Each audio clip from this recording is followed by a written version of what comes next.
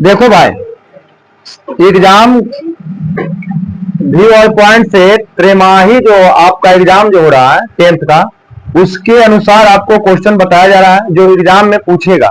देखिए क्वेश्चन पहला कर रहा है यूक्लिड विभाजन प्रेमिका की सहायता से 135 तथा 225 का मासा ज्ञात कीजिए।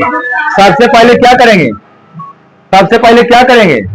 सबसे पहले हम देखेंगे कि दोनों में छोटा कौन है और बड़ा कौन है। जब भी दीजिएगा तो ये भाग विधि से छोटा और बड़ा देखा जाता है। तो छोटा ये है कितना? 135 और 225 क्या है? बड़ा है। छोटा से हम बड़ा में भाग दे रहे हैं, कितना मरते में लग रहा है? एक मरते में लग रहा है। तो एक मरते में कितना आया? 135 में 1 से गुणा करेंगे तो 135 आएगा। तो 135 से हम इसको घटाएंगे, 225 से घटाएंगे कितना? 135 को 5 में से 5 गया, यहां घटेगा नहीं तो कितना होगा? एक दाएं 10, तो 12 में से 3 गया तो कितना बचा? 9। 9 बचा, तो 9 बचा तो यह कितना हो गया? 90। कितना हुआ? 90 से भाग दिया कितना में? कितना मरते में लगा? एक मरते में। कितना आया? 90। 90 घटाइएगा 135 में से तो कितना आएगा?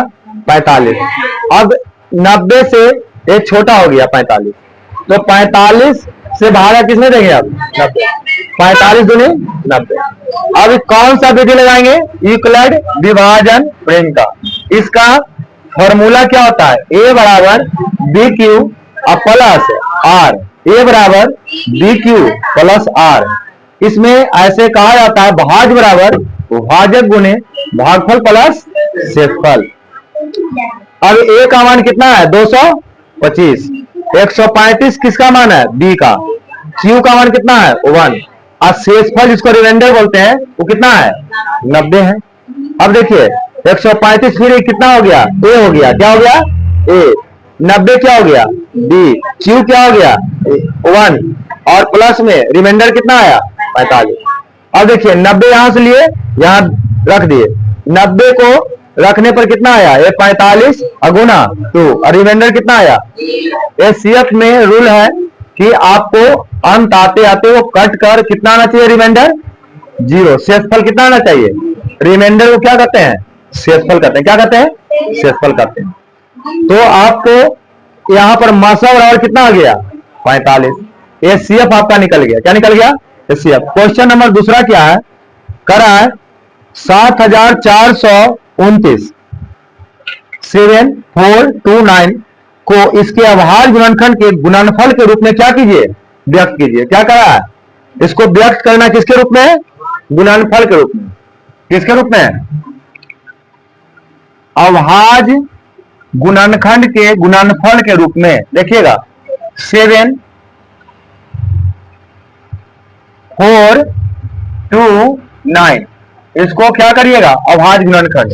तो इसमें क्या याद रहना चाहिए? क्या याद रहना चाहिए? टेबल याद रहना चाहिए। अब देखिए इसके अंत में कितना है?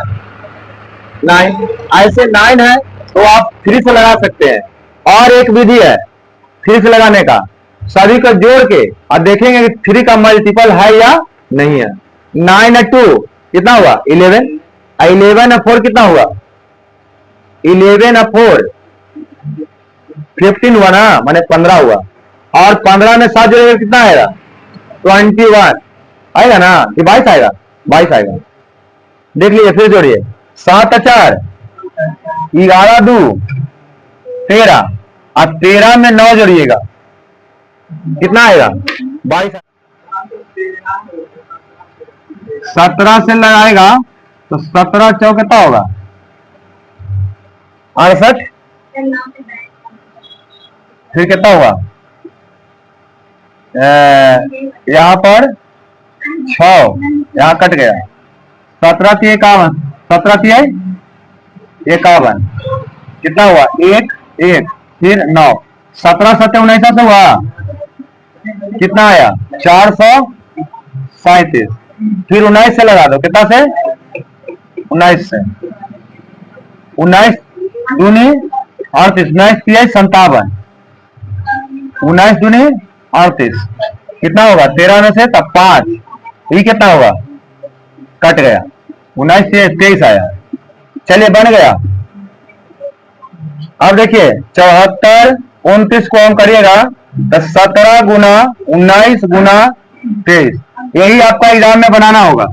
एग्जाम में पूछा हुआ है और पूछेगा भी, ये लिख लीजिए।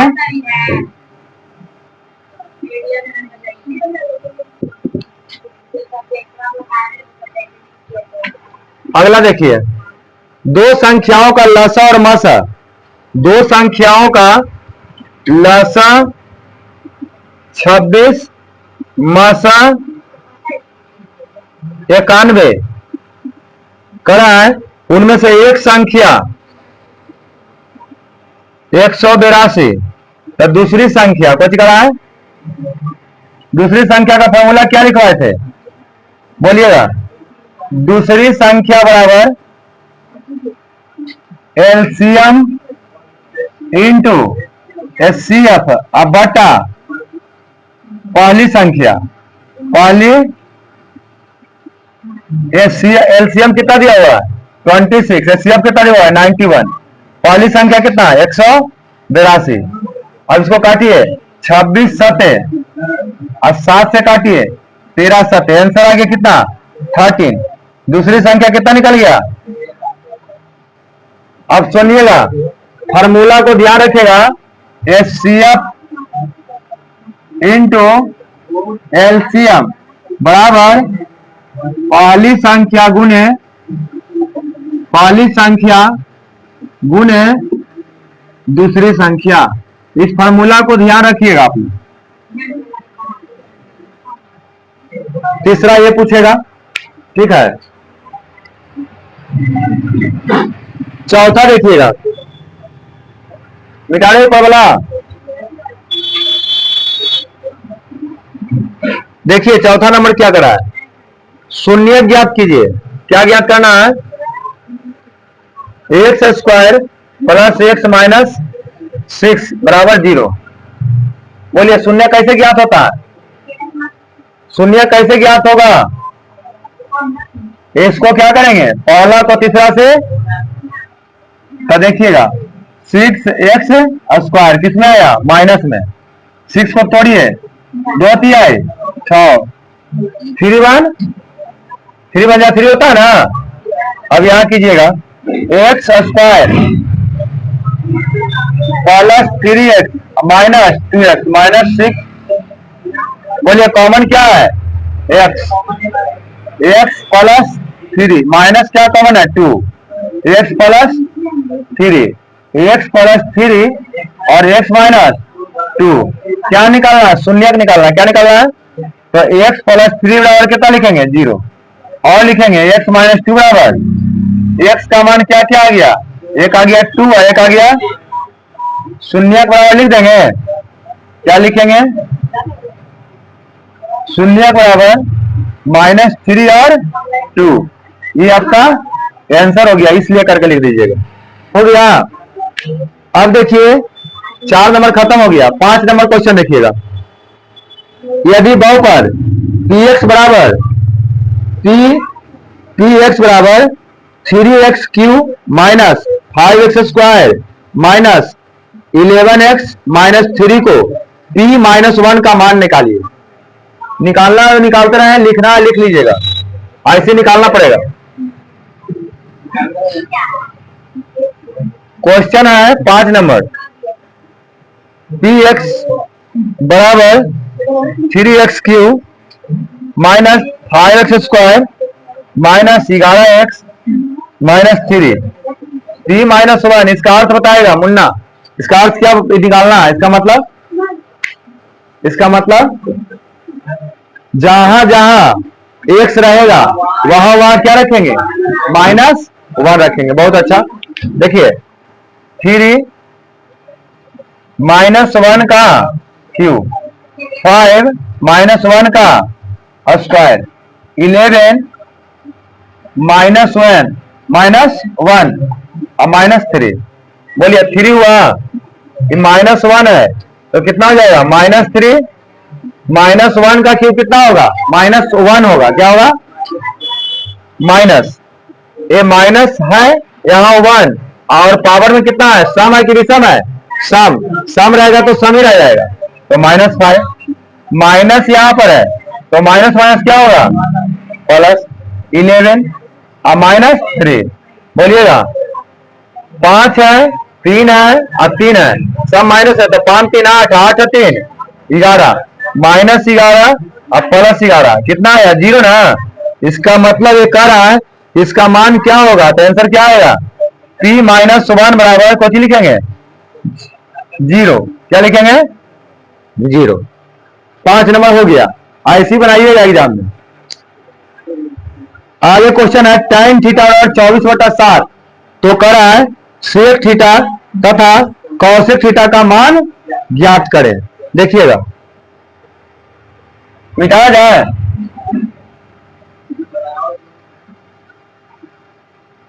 देखिए चलिए बोलिएगा tan थीटा बराबर 24/7, तो निकालना हमें है sec थीटा बराबर क्या होगा, cosec थीटा बराबर क्या होगा, ये क्वेश्चन है।